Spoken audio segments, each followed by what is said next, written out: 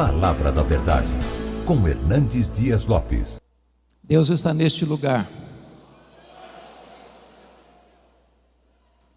E o Deus que está presente é o Deus que fala. E a sua voz é poderosa. A sua voz é irresistível. E você escuta a voz de Deus quando você abre a sua Bíblia. Então abra sua Bíblia comigo e vamos ouvir a voz de Deus ao nosso coração. Abra em Joel, profeta Joel, capítulo 2.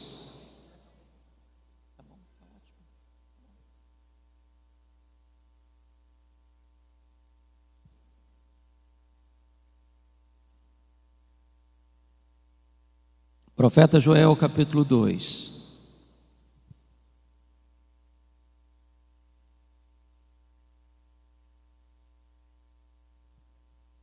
Nós vamos ler dos versos 12 ao verso 17, Joel capítulo 2. Ainda assim, agora mesmo, diz o Senhor, convertei-vos a mim de todo o vosso coração, e isso com jejuns, com choro e com pranto. Rasgai o vosso coração e não as vossas vestes, e convertei-vos ao Senhor, vosso Deus, porque Ele é misericordioso e compassivo, e tardio em irar-se, e grande em benignidade, e se arrepende do mal. Quem sabe se não se voltará e se arrependerá, e deixará após si uma bênção, uma oferta de manjares e libação para o Senhor nosso Deus. Tocai a trombeta em Sião, promulgai um santo jejum, proclamai uma assembleia solene, congregai o povo, santificai a congregação, ajuntai os anciãos, reuni os filhinhos e os que mamam. Saia o noivo da sua recâmara e a noiva do seu aposento. Chorem os sacerdotes, ministros do Senhor, entre o pórtico e o altar, e orem. Poupa o teu povo, ó Senhor, e não entregues a tua herança ao opróbrio, para que as nações façam escárnio dele, porque hão de dizer entre os povos: onde está o seu Deus? Ainda nesse mesmo capítulo, versos 28 e 29. E acontecerá depois que derramarei o meu espírito sobre toda a carne. Vossos filhos e vossas filhas profetizarão, vossos velhos sonharão, e vossos jovens terão visões. Até sobre os servos, sobre as servas, derramarei o meu espírito naqueles dias. Aleluia. Amém. Eu estou diante de uma assembleia majoritariamente de jovens.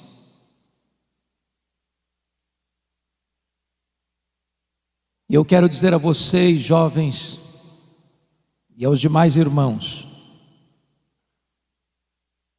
como vocês todos bem têm ciência de que nós estamos vivendo os tempos mais críticos, mais difíceis, mais amargos das últimas gerações.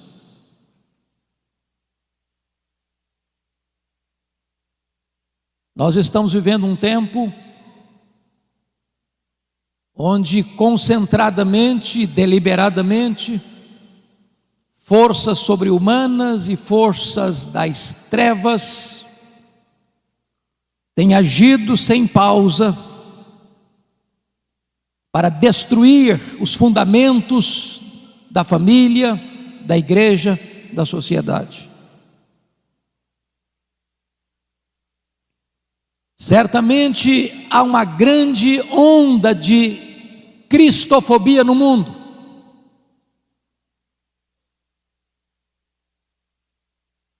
Em muitos lugares, enquanto estamos reunidos aqui, crentes estão sendo presos, torturados, mortos.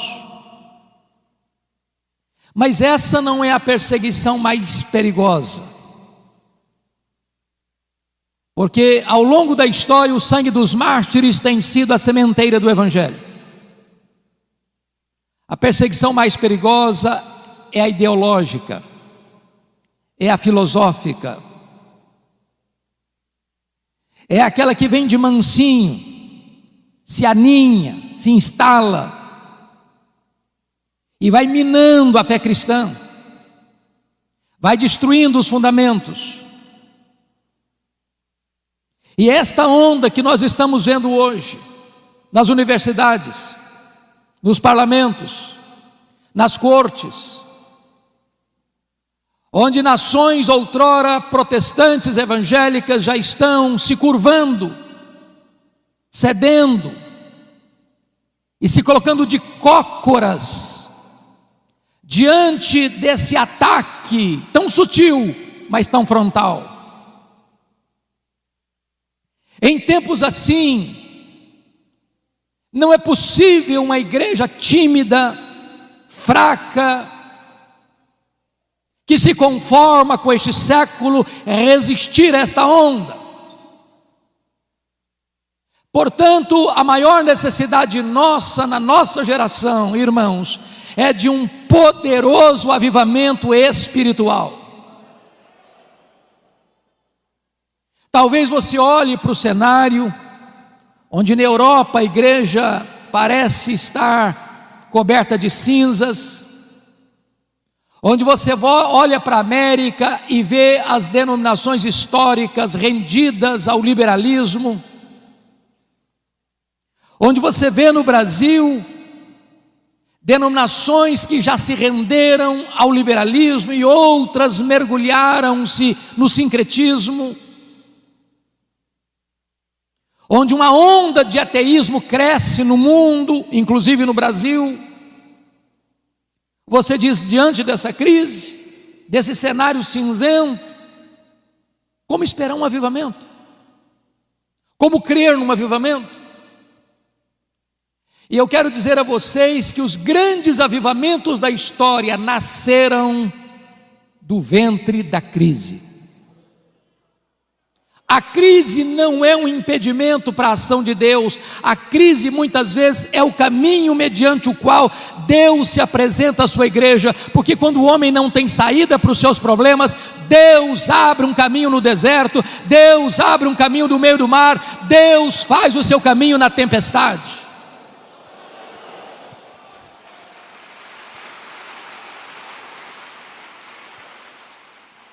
E eu queria que você, com a Bíblia aberta no texto comigo, eu preciso que você esteja com a sua Bíblia aberta no texto, para nós entendermos qual era a crise que o profeta Joel estava descrevendo para propor um avivamento ou uma volta profunda para Deus. Por favor, olha comigo. No capítulo 1, versículo 4, para uma cultura daquela época agropastoril, ou seja, o povo só podia sobreviver da agricultura e da pecuária. Olha comigo o verso 4, o que está acontecendo?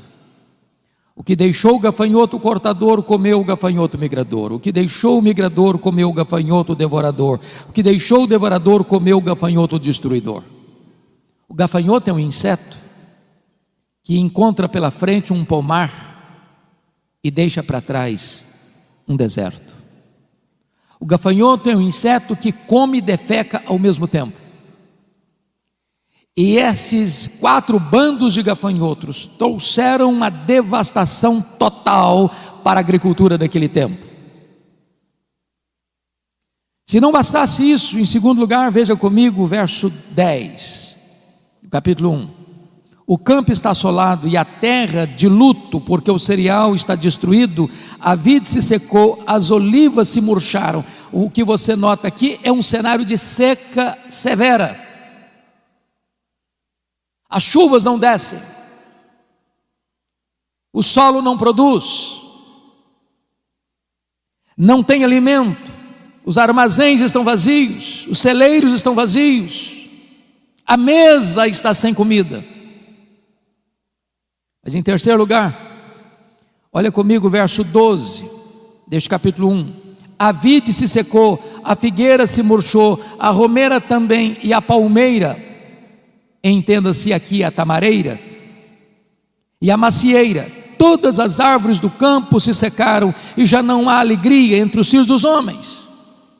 Se você percebeu, todas estas árvores descritas são frutíferas, a base da economia, a base da comida na mesa, a base da sustentação do povo. Estamos falando de uma crise de sobrevivência, não só de um ataque de insetos, mas de uma seca severa. Mas tem mais. Olha comigo o versículo 17. A semente mirrou debaixo dos seus torrões, os celeiros foram assolados, os armazéns derribados, porque se perdeu o cereal. Em outras palavras, mesmo diante da seca e do ataque de insetos, o povo ainda pegou as suas poucas sementes que tinham e apostou na esperança e plantou na esperança de que aquela semente pudesse ser regada por uma chuva e pudessem ter colheitas. Mas até esta semente morreu mirrada no ventre da terra. Mas tem mais. Como é que fica diante disso a pecuária? Olha o verso 18. Como geme o gado, as manadas de bois estão sobremodo inquietas, porque não tem pasto, também os rebanhos de ovelhas estão perecendo. Em outras palavras, agora não só não tem fruto, como não tem gado, como não tem carne, como não tem leite, como não tem manteiga, como não tem provisão, como não tem comida. A nação está assolada por uma crise financeira sem precedentes.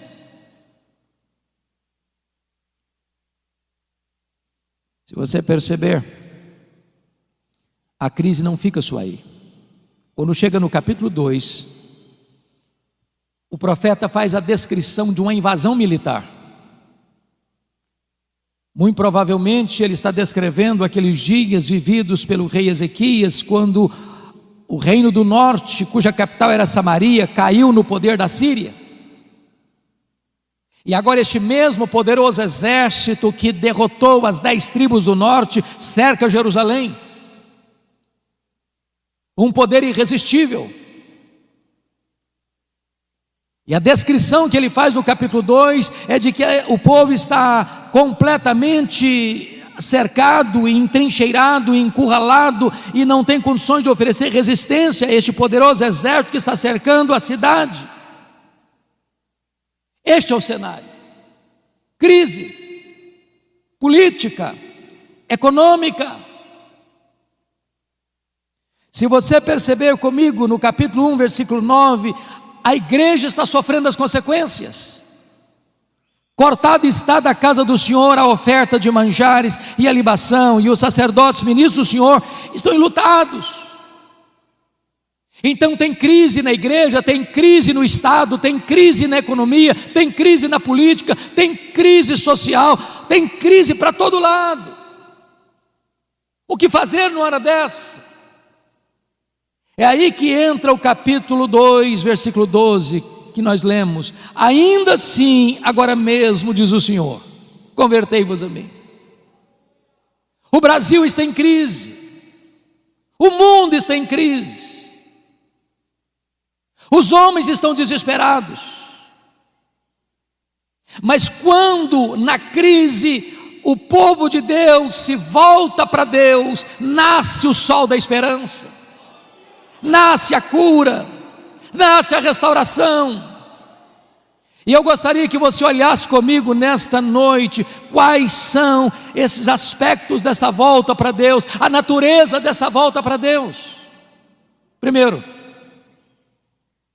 é uma volta para uma relação pessoal com Deus. Olha o verso 12: convertei-vos a mim.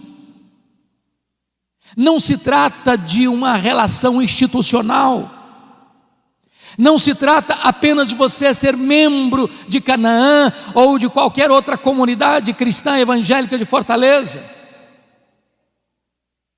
Se trata sim de uma relação pessoal de você com Deus, de você se voltar para Deus, de você conhecer a intimidade de Deus, de você saber quem é Deus na sua vida, na sua história, é de você se render por completo ao Deus vivo e todo-poderoso, que pode pegar você hoje e levantar você, e revestir você de forças, e avivar o seu coração.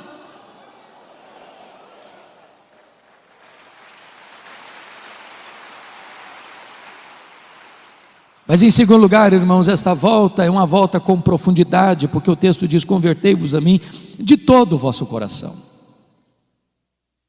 Não é aquela volta para Deus porque o calo está doendo, não é aquela volta para Deus porque você está desempregado, não é aquela volta para Deus porque você está enfermo, não é aquela volta para Deus porque o seu casamento está abalado, não é aquela volta para Deus para resolver um problema familiar urgente. Você pode ter todas essas motivações, e é bom que você volte nessas circunstâncias, mas quando o problema vai embora, quando a situação se resolve, muita gente se volta para trás e continua longe de Deus do mesmo jeito. Como diz o profeta Oséias: ó Israel, o teu amor cedo passa.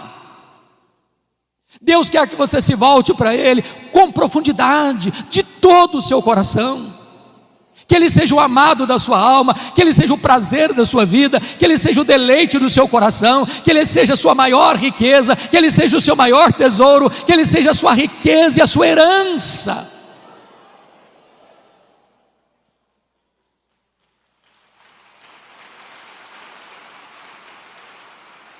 Mas em terceiro lugar, essa volta para Deus é uma volta com diligência, porque o versículo 12 diz: convertei-vos a mim de todo o vosso coração, e isso com jejuns. Parece-nos que este é um exercício espiritual, uma disciplina espiritual desprezada dos nossos dias. O que é jejum? Qual foi a última vez que você jejuou para se voltar para Deus?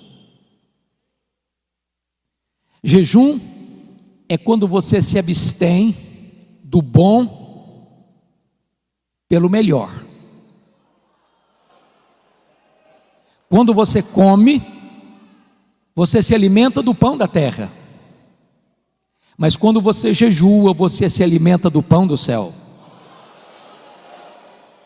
O pão da terra é um símbolo do pão do céu. Mas quando você abre mão do pão da terra para jejuar, você está dizendo que o pão do céu é mais importante e é mais saboroso do que o pão da terra. Jejum é fome de Deus. A nossa geração está tão acostumada com o sabor do pão da terra que perdeu o sabor do pão do céu. A nossa geração está tão acostumada com o pão da terra que perdeu o apetite pelo pão do céu. E nós precisamos buscar a Deus, entendendo que não só de pão vive o homem, mas de toda a palavra que procede da boca de Deus.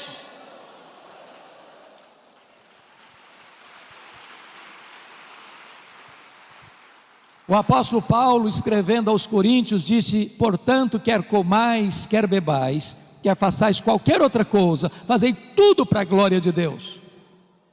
Nós comemos para a glória de Deus e nós jejuamos para a glória de Deus. Então você pergunta: se eu como para a glória de Deus e se eu jejuo para a glória de Deus, qual é a diferença então entre comer e jejuar? É que quando você come para a glória de Deus, você se alimenta do símbolo do pão do céu.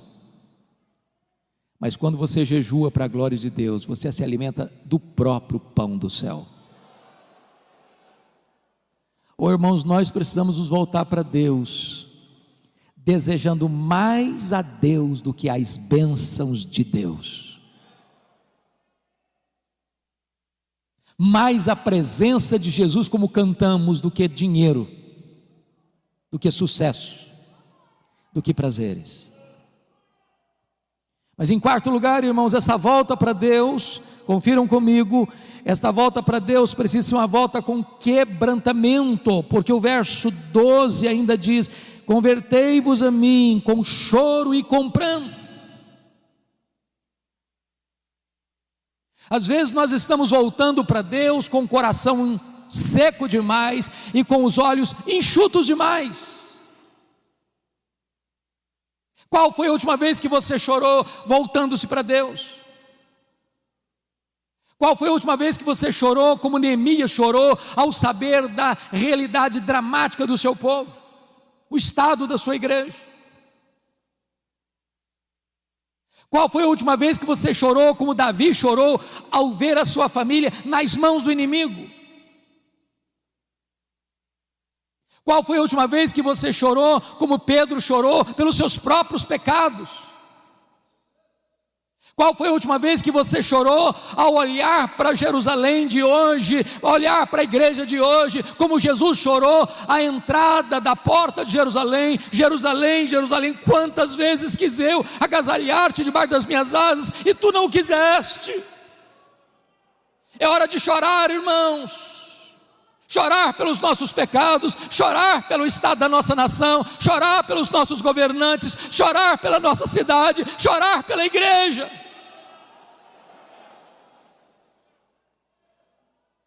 Mas notem mais, esta volta para Deus, em quinto lugar, precisa ser uma volta com sinceridade, porque o verso 13 diz: rasgai o vosso coração e não as vossas vestes, e convertei-vos ao Senhor vosso Deus. O que significa isso? Esta cerimônia de rasgar as vestes acontecia quando alguém ficava muito chocado, atônito com a situação de escândalo, de vergonha, de pecado, de opróbrio. Então, quando as pessoas viam alguma coisa muito triste, muito dolorosa, muito escandalosa, e elas ficavam com um senso de vergonha diante daquela realidade, eles rasgavam as roupas.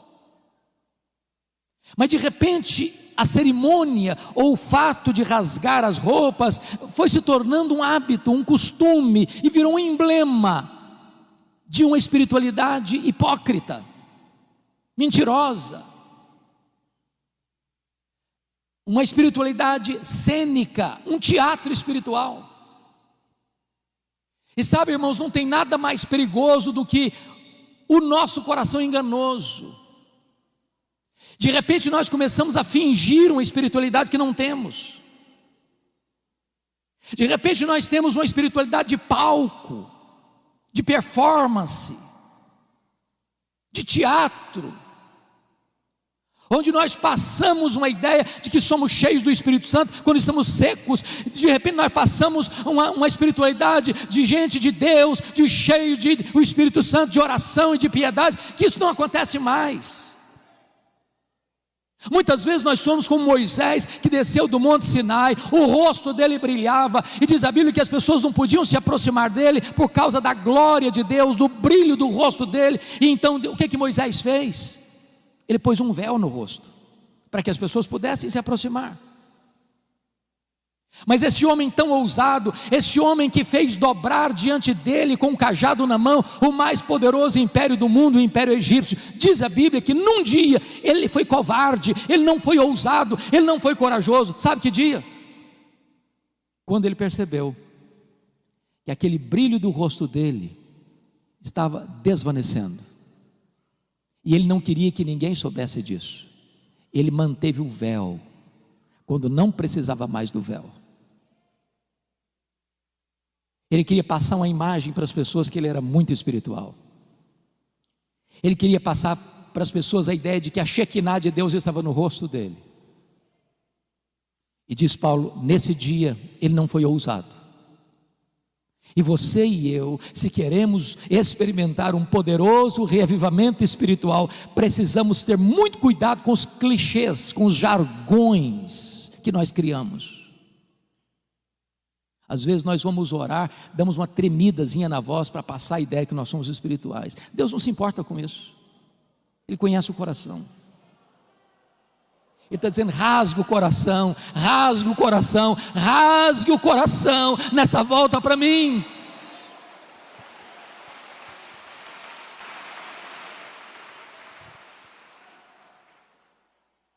Mas notem comigo, irmãos, segundo ponto que eu quero dizer para você, não só a natureza desta volta, mas a urgência dessa volta. Olha no começo do verso 12, quando ele diz: ainda assim agora mesmo.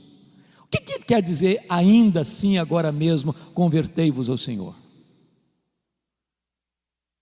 Se você prestou atenção na narrativa do capítulo 1 e do capítulo 2, a situação era de crise, economia combalida, a igreja sem suprimento e os sacerdotes chorando, não tem dízimo, não tem oferta. Se você olha para o campo, não tem fruto. Se você olha para o pasto, o gado está morrendo de fome e de sede. Se você olha para o cenário político, o poder de um império invasor está pronto para tomar a cidade.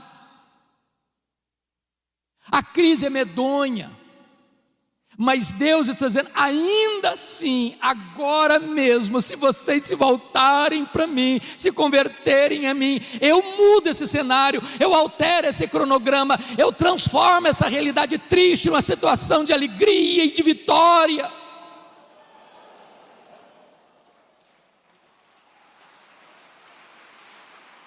Os destinos de uma nação, irmãos, não estão nas mãos dos governantes. Não é de Brasília que procede a restauração da nação, é do coração da igreja de Jesus Cristo.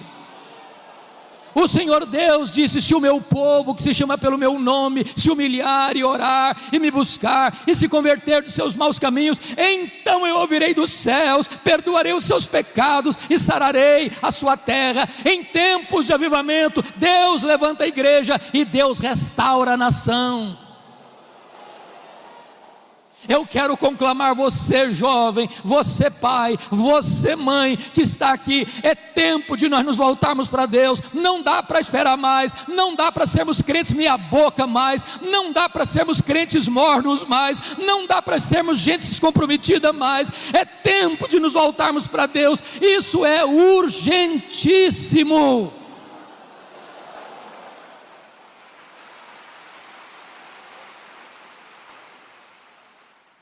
Mas em terceiro lugar, depois que você examina a natureza da volta e a urgência da volta, o profeta Joel vai nos dar um motivo para essa volta para Deus. Confira comigo o verso 13. Convertei-vos ao Senhor vosso Deus. Por quê? Olha a razão. Por quê?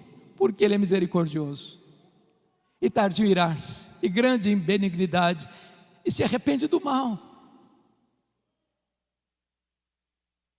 Quantas vezes você e eu já choramos pelo nosso pecado? Quantas vezes vocês e eu já dissemos: Senhor, tem misericórdia de mim? Porque se Deus observar os nossos pecados, nós vamos perecer. Talvez você pergunte: mas como assim, pastor? Pecando? Presbíteros, líderes? Deixa eu dizer uma coisa a você. Se você não está vendo os seus pecados, é porque você está longe da luz. As pessoas que mais confessam os seus pecados e mais choram pelos seus pecados, não são as que mais pecam, são as que mais perto de Deus andam. Porque quando nós estamos na presença daquele que é santo, santo, santo, até os serafins cobrem o rosto.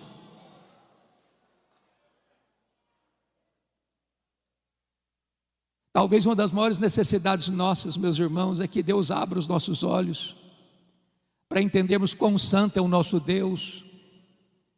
E este Deus é o Deus que é compassivo e benigno. Ele habita lá no alto e sublime trono, mas Ele habita com abatido e contrito de coração. E se você se voltar para Ele, Ele se volta para você. Se você correr para Ele, Ele vai abraçar você, Ele vai tirar suas vestes sujas, Ele vai restaurar a sua vida, Ele vai fazer uma festa com a sua volta, e você vai ter uma alegria tão gloriosa e bendita da comunhão com Ele.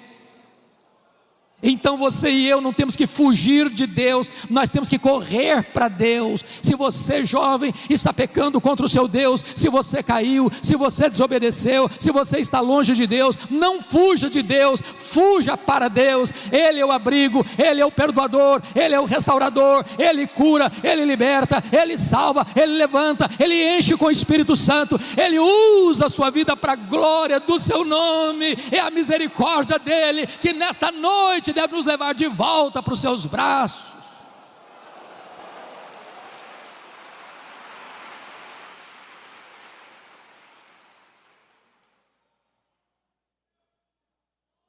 Mas notem comigo, como é que deve ser esta convocação para a volta para Deus. Olha o versículo 15 comigo. Tocai a trombeta em Sião. Oh, irmãos amados, está escrito: promulgai um santo jejum e proclamai uma assembleia solene. O que esse texto está dizendo é que o seu e o meu problema não está lá fora, está aqui dentro do nosso coração. A trombeta não é tocada para fora dos muros, a trombeta é tocada para dentro de Sião.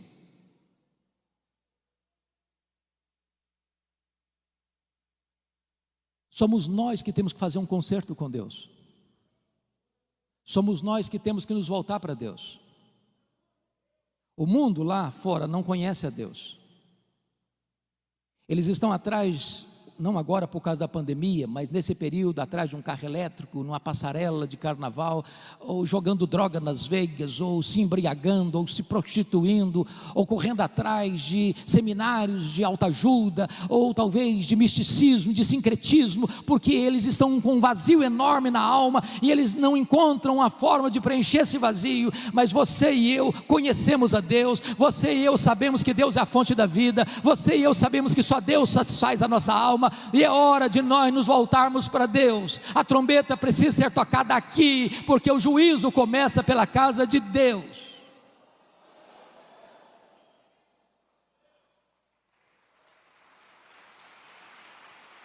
O nosso maior problema não vem de fora, mas vem do nosso próprio coração. E é curioso, meus amados, que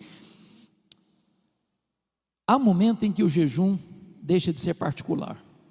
Jesus disse que quando você for jejuar, não é se, é quando, porque pressupõe que crente jejua.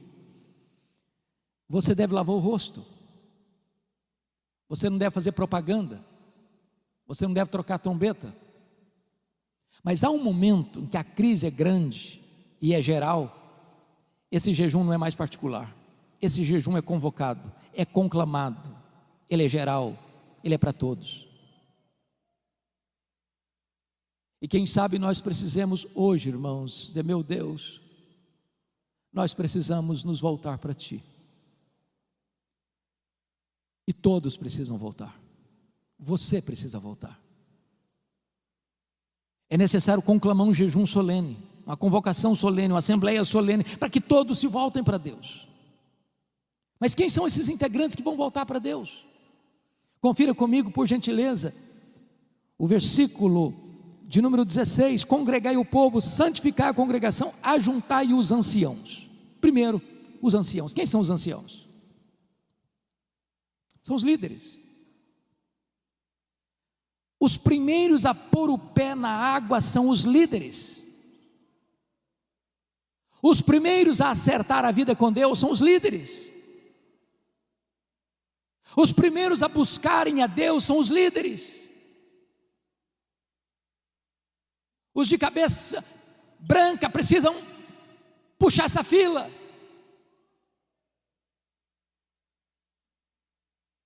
E eu estou certo de que a liderança desta igreja está incomodada, e está desafiada, e está desejosa de conclamar esta congregação a se voltar para Deus. E esta liderança está botando o pé na frente: estamos aqui, venham conosco. Mas quem mais precisa se voltar? Olha comigo o versículo 16: congregai, ajuntar os anciãos, reunir os filhinhos. E esta é uma expressão para a juventude. Lugar de jovem curtir a vida não é no mundo. Lugar de jovem viver a plenitude da vida é na presença de Deus. E eu quero convidar você, adolescente, eu quero convidar você, jovem, a colocar a sua juventude nas mãos de Deus e a buscar a Deus.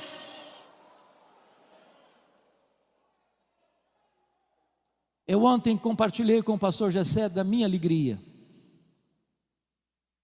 de vê-lo convocando a juventude para um café, que não era um café, era um encontro, um bate-papo sobre as coisas mais importantes, que esta geração de cabelos brancos, esta geração de anciãos, está dizendo: nós já cumprimos o nosso ministério, estamos concluindo o nosso ministério, mas esse ministério não vai parar, esse ministério não vai ser interrompido, esse ministério não vai acabar. Nós estamos passando o bastão para a nova geração, e esta nova geração precisa estar imbuída do mesmo propósito, conhecendo a Deus, amando a palavra de Deus, comprometida com a palavra de Deus, para pregar a palavra de Deus, no poder do Espírito Santo de Deus, para que a igreja de amanhã, a igreja, a segunda geração, seja mais viva, seja mais cheia do Espírito Santo, seja mais comprometida do que a geração atual. Você, jovem, não está dispensado deste encontro com Deus. Se você olhar para a história da igreja, talvez os dois maiores avivamentos depois da reforma do século XVI aconteceram sob a liderança de jovens. O avivamento da Inglaterra do século XVIII começa com estudantes da Universidade de Oxford. Avivamento que levanta a igreja das cinzas e que restaura a nação de uma crise medonha. No começo do século XX, no país de Gales, um país marcado pela jogatina e pela prostituição, o avivamento começa com um adolescente, Evan Roberts. E durante 6 meses, 100.000 pessoas salvas, a nação impactada, os estádios de futebol ficaram vazios e as igrejas lotadas, e Deus restaurou aquela nação. Então eu quero conclamar você, adolescente, eu quero conclamar você, jovem, para você se voltar para Deus e experimentar um poderoso avivamento em seu coração nesses dias. Mas quem mais deve se voltar? Confira comigo o versículo 16: também reuni os que mamam. Eu tenho visto muita gente: não, criancinha não pode ir para a igreja, é muito melindroso, é muito pequenininho, é muito sensível, é muito vulnerável. Na nossa geração, traziam-nos para a igreja, quase que logo depois do parto. Estamos vivos até hoje. Igreja é lugar de criança. Criança precisa vir para a igreja desde a meninice mais tenra, no braço do pai, no braço da mãe, no colo do pai, no colo da mãe, porque é aqui que ele começa a aprender, a conhecer a palavra de Deus, a amar a palavra de Deus e a conhecer a igreja do Deus vivo. As crianças não estão dispensadas nessa coletividade de buscar ao Senhor.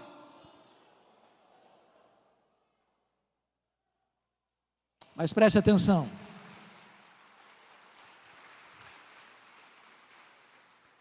Quem é que deve buscar o Senhor? Diz o texto no verso 16: sai o noivo da sua recâmara e a noiva do seu aposento. O que significa isso?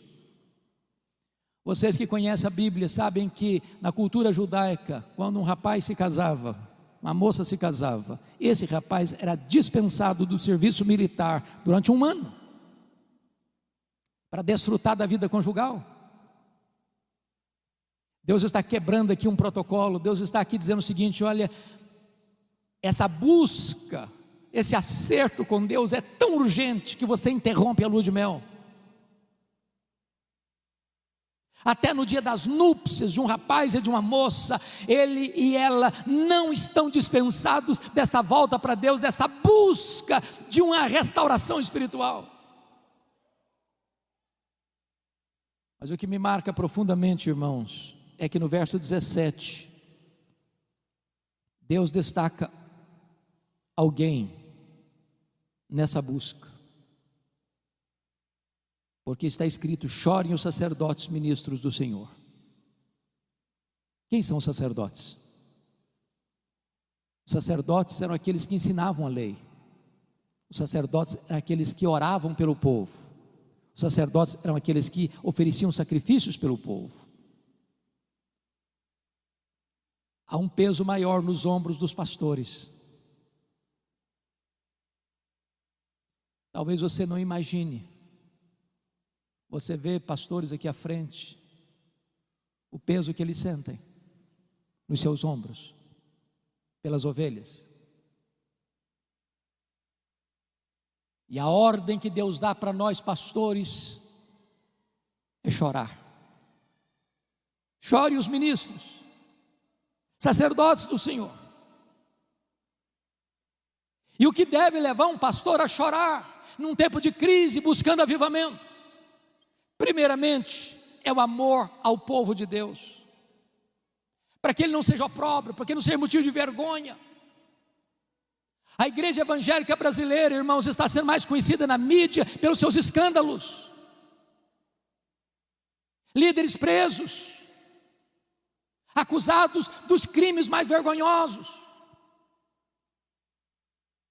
E nós pastores precisamos chorar, dizer: meu Deus, não deixa a tua noiva passar vergonha, não deixa a tua igreja ser enxovalhada neste mundo, não deixa a tua igreja ser motivo de piada no mundo, não deixa a tua igreja passar por esse vexame público. Salva o teu povo disso. Mas em segundo lugar, os sacerdotes precisam chorar por uma outra motivação: o zelo pela glória de Deus. Porque hão de dizer entre os povos: onde está o seu Deus? O líder precisa ter paixão pela glória de Deus, zelo pelo nome de Deus, porque quando a noiva está suja, quando a noiva está indiferente, quando a noiva perdeu o seu primeiro amor, a glória de Deus, a honra de Deus é questionada no mundo. Cadê Deus? Por que Deus não age? Por que Deus permite isso? Por que a igreja está desse jeito?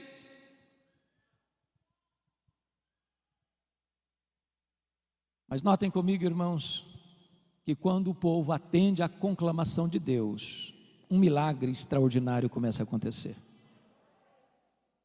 E a primeira coisa, confira comigo o verso 18, porque tem uma palavra aí que é a dobradiça do texto, é o elo de ligação do texto. Então, o Senhor se mostrou zeloso da sua terra e compadeceu-se do seu povo. Oh, irmãos, nós aguardamos esse tempo de avivamento. Sabe o que vai acontecer? Deus reverte tudo aquilo que estava descrito de crise no capítulo 1. Se não, vejamos. Primeiro, olha o versículo 19 comigo. E respondendo lhe disse: eis que vos envio o cereal e o vinho e o óleo, e dele sereis fartos, e vos não entregarei mais ao opróbrio entre as nações. A economia é recuperada. Quem restaura a economia é o próprio Deus. Segundo lugar, olha comigo o versículo 20, diante do cerco do inimigo, olha o que vai acontecer: mas o exército que vem do norte eu removerei para longe de vós, lançá-lo-ei em uma terra seca e deserta. O inimigo que está entrando, invadindo, ameaçando, Deus o dispersa, Deus dá livramento. Terceiro, numa época de chuva, de seca, olha o resultado no verso 23: alegrai-vos, pois, filhos de Sião, regozijai-vos no Senhor vosso Deus, porque Ele vos dará em justa medida a chuva, fará descer como outrora a chuva temporã e a serôdia. Agora não tem mais seca, tem chuva. Quarto lugar, diante do ataque dos gafanhotos, olha o resultado no verso 25: restituir-vos-ei os anos que foram consumidos pelo gafanhoto migrador, pelo destruidor, pelo cortador, o meu grande exército que enviei contra vós outros. Agora preste atenção: quem mandou os gafanhotos? Não foi o diabo? Eles não vieram de moto próprio. o próprio Deus mandou os 4 grupos de gafanhotos, como disciplina ao seu povo, para que o seu povo se voltasse para Ele. Oh, irmãos amados, Deus está tocando trombetas aos nossos ouvidos. A crise mundial é uma voz altissonante de Deus à sua igreja: meu povo, volte-se para mim, volte-se para mim, volte-se para mim. Que quem tem poder de reverter essa crise sou eu. Quem tem poder de suspender essa crise sou eu. Quem tem poder de levantar a igreja e restaurar as nações sou eu.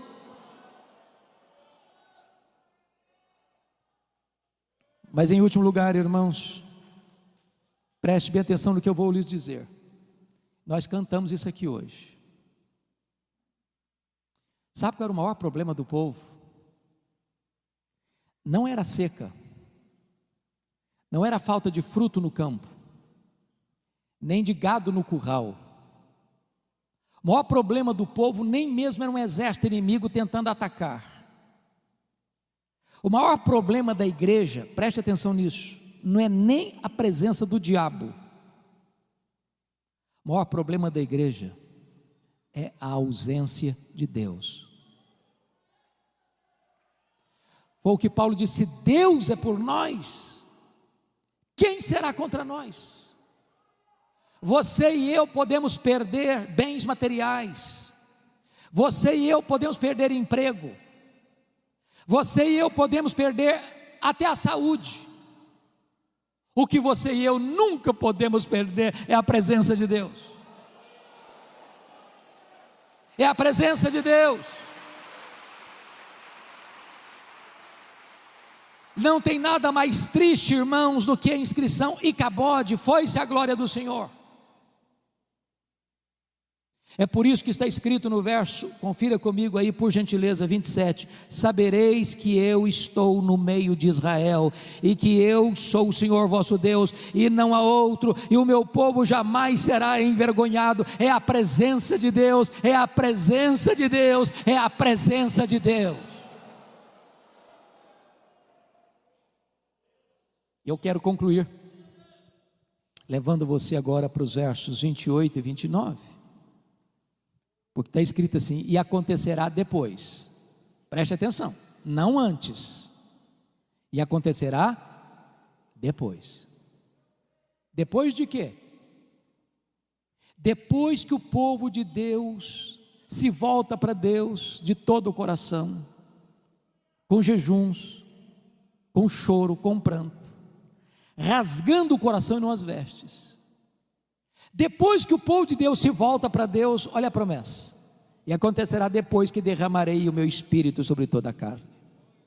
Vossos filhos e vossas filhas profetizarão, vossos velhos sonharão, vossos jovens terão visões, e até sobre os servos e sobre as servas derramarei o meu espírito naqueles dias. Sabe o que aconteceu, irmãos? Essa promessa de Joel, mais de 600 anos depois, se cumpre no dia de Pentecostes. E quando Pedro se levanta, porque o povo está perguntando o que quer isso dizer, atônito, uns achando com preconceito, são galileus, outros com desprezo, estão bêbados. Pedro se levanta e diz assim: não, eles não estão bêbados.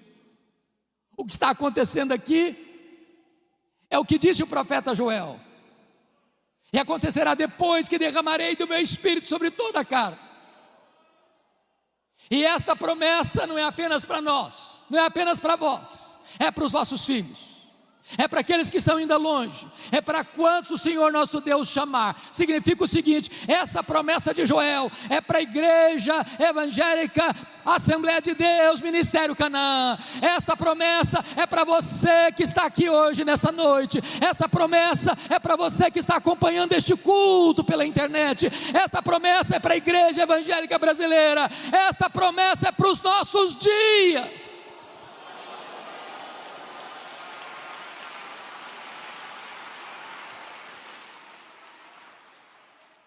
E notem vocês que quando Deus derrama do seu Espírito, Ele vai rompendo todas as barreiras humanas, porque não tem gênero, é sobre os filhos e sobre as filhas. Também preste atenção, não tem idade sagrada, é para os velhos e é para os jovens. E também não tem classe social, é até para os servos e para as servas.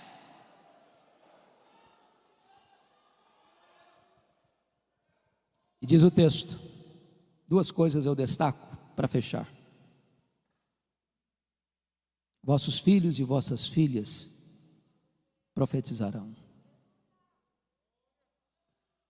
Ô pastor, como é bom ter a perspectiva de ver jovens se levantando para pregar.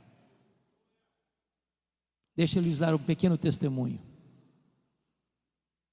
Quando eu nasci, minha mãe me consagrou para Deus, para ser pastor, porque ela tinha que fazer uma escolha entre a vida dela e a minha. O médico disse, não dá para salvar os dois, tem que fazer uma escolha. E a minha mãe disse, eu não abro mão desse filho, estou pronto a morrer por ele, a dar minha vida para ele, mas eu não desisto dele. E a minha mãe fez um voto para Deus e disse, se esse filho sobreviver, eu quero que ele seja um pastor, eu o consagro para ser um ministro do Evangelho. Deus ouviu a oração da minha mãe e eu nasci. Mas a minha mãe sabe que foi, nunca me contou esse projeto dela com Deus, porque ela não queria que eu fosse sugestionado para um seminário. Ela queria que Deus me chamasse. E o meu sonho de criança, de adolescência e de juventude, era ser advogado e político. Eu não abria mão de assistir todos os comícios da minha cidade. No dia que eu fiz 18 anos, eu tirei meu título, me filiei num partido e tinha sonhos. E um dia eu estou conversando com um homem de Deus e disse para ele, depois que eu realizar os meus sonhos, que eu for um homem bem sucedido profissionalmente, eu vou entrar num seminário, fazer teologia e me preparar para servir a Deus melhor. E esse homem usado por Deus botou o dedo no meu nariz e disse, você quer dar as sobras para Deus? Deus quer você agora, com a sua juventude, com a sua inteligência, com a sua força. E aquela palavra entrou no meu coração como uma flecha. E aquele dia foi o dia do meu chamado para o ministério. Eu quero dizer para você, jovem, que hoje esteve no café da manhã, e outros mais que Deus há de levantar, que você possa se levantar para ser um pregador poderoso da palavra de Deus na nossa geração. Que o melhor dos nossos filhos se levantem como pregadores nessa geração. Vossos filhos e vossas filhas profetizarão.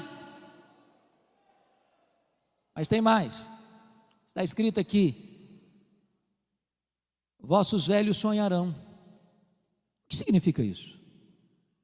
Não é que você comeu um pouco mais no jantar e de noite sonhou, não. Se você perceber a marca do velho, e eu posso dizer isso porque meus cabelos já estão brancos, é que nós vivemos das glórias do passado. Nós começamos a ler a vida pelas lentes do retrovisor. E quando um velho está cheio do Espírito Santo, ele começa a olhar para frente. Ele começa a ter planos, ele começa a sonhar, ele começa a projetar, ele começa a ter alvos elevados. Ele é um Caleb que com 85 anos quer conquistar uma montanha. Então deixa eu dizer uma coisa para você de cabelos brancos, não tem aposentadoria no reino de Deus. Enquanto você tiver fôlego de vida, enquanto você tiver um fiapo de vida, você está convocado a fazer a obra de Deus.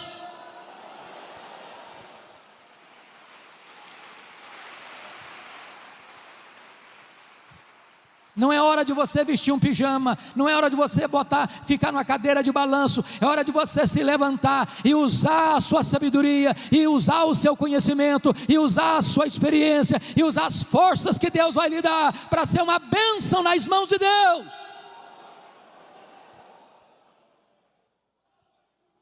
Mas o texto conclui dizendo: e os vossos jovens terão visões. Claro que não está falando também de visões místicas. A marca do jovem é ter força, mas falta-lhe a experiência. Mas um jovem cheio do Espírito Santo, ele é mais sábio do que um velho insensato. Um jovem cheio do Espírito Santo, ele tem visão da obra de Deus, e ele quer alcançar grandes coisas para Deus. E a nossa oração, irmãos, é que Deus se compadeça de nós, para que nós nos levantemos, crianças de peito, adolescentes e jovens, noivo e noiva, recém-casados, servos e servas, velhos e jovens, todos nós nos levantemos dizendo: Senhor, o Brasil está em crise, o mundo está em crise, a igreja está em crise, mas em tempo de crise o Senhor pode soprar sobre nós o teu sopro.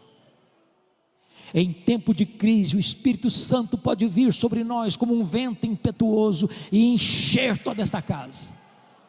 Em tempos de crise o Espírito Santo pode descer em línguas como de fogo e pousar sobre cada um de nós e ficarmos cheios do Espírito Santo. E uma igreja cheia do Espírito Santo, ela não teme prisões, ela não teme açoites, ela não teme a morte, ela não teme perseguição, ela não teme martírio, ela não teme pobreza, ela não teme o diabo, ela não teme o mundo. Ela vai avançando, e ela vai avançando, e ela vai conquistando, e a glória de Deus vai se manifestando, e os cativos vão sendo libertos, e os pecadores vão sendo salvos, e um grande avivamento há de varrer a nossa nação para a glória de Deus.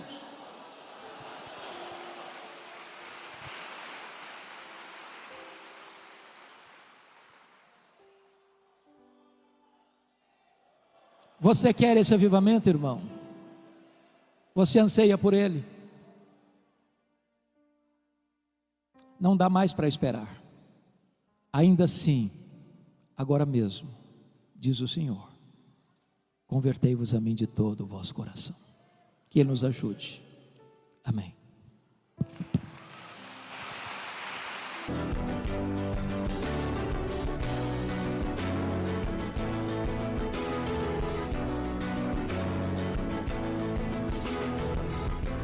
Palavra da Verdade, com Hernandes Dias Lopes.